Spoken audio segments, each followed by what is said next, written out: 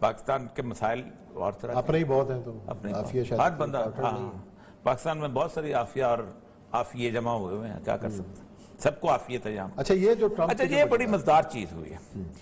देखें, ये जो आखिरी पीरियड होता है इसको कहते हैं कि सिटिंग डक होता है अमेरिकन प्रेसिडेंट जो है, लेकिन ट्रम्प बाज नहीं आ रहा। और इस वक्त उसने ये किया, दो असल में बिल होते हैं, एनुअल नेशनल डिफेंस ऑथराइजेशन और अप्रोप्रिएशन, दो बिल।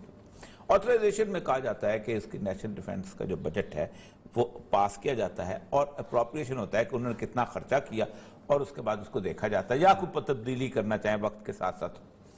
को 740 अरब डॉलर का ये बजट बिल था जो कि ट्रंप के पास पेश हुआ, सेनेट ने इसको पास किया, और इसमें रिपब्लिकन के उसने पार्टी के लोग भी उन्होंने वोट दिए। वो चाहते ये थे कि आगे जो पक्का रिपब्लिकन के हाथ में जा रहा है तो उससे पहले पहले ये कुछ हो जाए, तो ट्रंप ने इसको वीटो कर दिया। और उसका उसने रीजन बड़ा जबरदस्त दिया है। उसने वो कहा है कि America first, truth America first. वो कहता है कि मैंने अपने आखिरी दौर में, लोग भूखे मर रहे थे, लोगों के पास पैसा नहीं था, कुछ नहीं था, मैंने उनको तकरीबन $1250 पर मंथ दिए और 2 महीने के लिए दिए कि तुम अपनी जिंदगी गुजारो। कोरोना में अभी तक आपके कोरोना के बंदे मर रहे हैं, और आप जो हैं वो कहता है it's a gift to China and Russia. वो कहता है आप इतने अरब डॉलर आप मिस्र को दे रहे हो, क्यों दे रहे हो? वो क्या करेंगे? वो रूस से जाके असला खरीद लेंगे। आप इतने डॉलर फलां को दे रहे हो, क्यों दे रहे हो? वो जाके चीन से असला खरीद लेगा। तुम्हारी, या तो तुम असला दे रहे होते, कुछ कर रहे होते, तुम बकायदा मिलिट्री असिस्टेंस के नाम पे, और फिर साथ साथ तुम करते ये हो अपने उसके प्रोजेक्ट। इसके साथ ही उसने एक और, जो इसको कहते हैं NDAA, नेशनल डिफेंस ऑथराइजेशन, इसके अंदर एक और मूव हुई थी, आपको पता होगा, काला जो है एक मरा था जी, और उसके ऊपर बहुत दुनिया में, उस जॉर्ज फ्लॉयड का पता नहीं क्या नाम था, उसकी बड़ी तकरीरें हुई थी, आंसू बहे थे, सारा कुछ पिछले साल। और उसके ऊपर बड़ा हुआ था कि अमेरिका से जो सिंबल्स हैं हेट्रेड के, वो खत्म किए जाए। तो अमेरिका के जो बेसिस हैं मुख्तलिफ, वो असल में हुआ यह था कि 1861 से लेके 1865 तक पूरा अमेरिका 2 हिस्सों में तकसीम हो गया था। एक वो थे जो कालों को गुलाम रखना चाहते थे और गुलामी के हक में थे, और एक वो थे कि जो कालों के खिलाफ रखना नहीं चाहते थे, वो इब्राहिम लिंकन के साथ थे। सही। एक का सरबराह जॉर्ज एले था, जिसका जॉर्ज एले का वो कब्रिस्तान भी है, ये वो सारा कुछ है। तो अभी तक को बेसिस जो थे ना, वो एक कन्फेडरेसी बनी थी गुलामों के हक वाली, वो बेसिस उनके नाम पे थे जो गुलामी के हक में थे, जो कहते कालों की ऐसी की तैसी है। उन्होंने कहा कि ये बेसिस खत्म कर दो, ये हमारी नफरत की सिंबल में, हमारी पास हिस्ट्री बहुत बुरी है। ट्रम्प ने कहा तुम्हारी ऐसी की तैसी, ये कौन सी बात है? उन्होंने अमेरिकन सॉइल को डिफेंड किया, ये क्या, यानी वो टोटल गोरे के हक में, और ये वो चीजें जो अमेरिका में अपील करती हैं, कि वो समझते हैं कि ये एक काला मरता है और पूरे अमेरिकियों को, गोरों को गालियां दे दू के चले जाते हैं फंडामेंटल ह्यूमन राइट्स के नाम पे, और हम आराम से सुनते रहते हैं, हम क्यों ना खड़े हैं, और सारे बदमाश टाइप लोग हैं। तो एक उसने ये दूसरा अहम तरीन काम किया। अब 740 मिलियन से कहा कि it's a gift for China. कहता आप मुख्तलिफ जगहों पर ये बंद करो, और उससे फिर बकायदा फिक्रे बोले, पता नहीं अब हमने टैक्सन से ह्यूस्टन साहब को लेना था, अगर वो आ जाते तो ज्यादा बेहतर है। वो कहता ये है कि मैंने आपके दिमाग से हमने जंगें उतारी, सही है, मैंने आपको अफगानिस्तान से निकलवाया, मैंने आपको शाम से निकलवाया, मैंने आपको इराक से निकलवाया, मैंने आपके सर के ऊपर जो गालियां पड़ती थी वो खत्म करवाया, आप क्या कर रहे हो?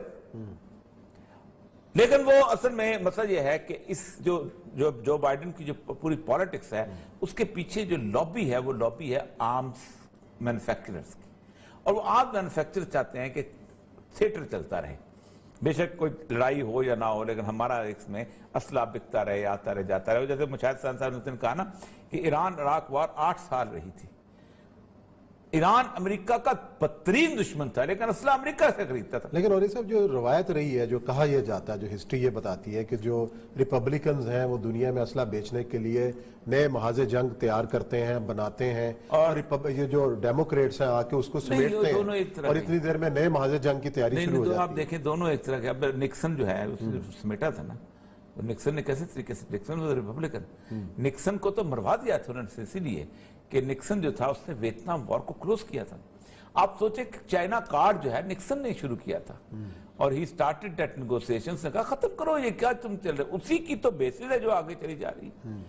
और उसी किसी हिसाब से तो असल मसला ये नहीं है। मसला सारा ये है कि अमेरिकन पॉलिटिक्स के अगले, फिर मैं कहता हूं कि एक एक दिन ऐसा है कि जिसमें कुछ भी हो सकता है।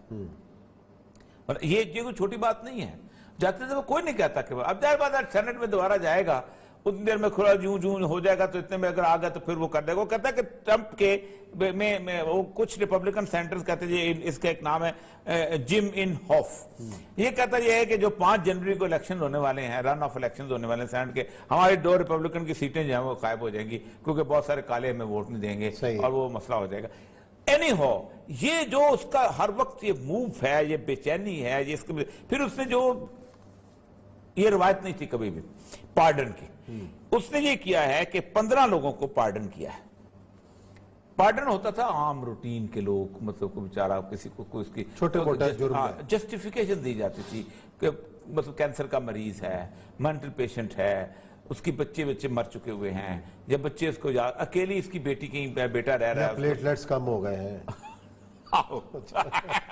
ये भी हो सकता है प्लेटलेट।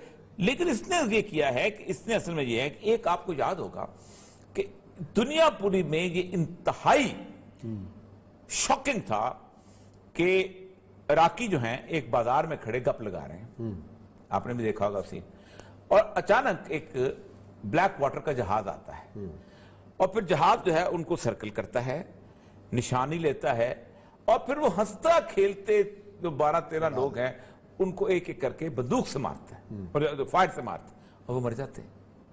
और ये पूरी दुनिया में नशर होता है और उनको उन्होंने बकायदा सजा दी थी, अगर कि वहां फांसी की सजा नहीं होती, क्योंकि करते पता है क्या है कि ऐसी स्टेट में मुकदमा चलाते हैं जहां फांसी ना हो। मतलब एमएल कांसी का स्टेट मुकदमा उन्होंने वर्जीनिया में चलाया था क्योंकि वहां फांसी की सजा होती थी और उनको चाहते थे कि वर्जीनिया में सजा, हालांकि वो वाशिंगटन डीसी में भी चला सकते थे। हाँ, कहा वो तीसरा जो है क्या नाम है वर्जीनिया के उस तरफ जो है मैरिलैंड में चला, उसमें चला सकते थे, लेकिन नहीं, उन्होंने वहां चलाया ताकि उसको फांसी, यहां उनको फांसी। उसके बावजूद भी इसने उनके ब्लैक वाटर जो है, the infamous black water killed Iraqi citizens in Nisour Square. ठीक, अब ये इसके जो 4 बंदे जो हैं उन्होंने उनको निकाल के, बाकी तो खैर सजा हुई कोई नहीं ना।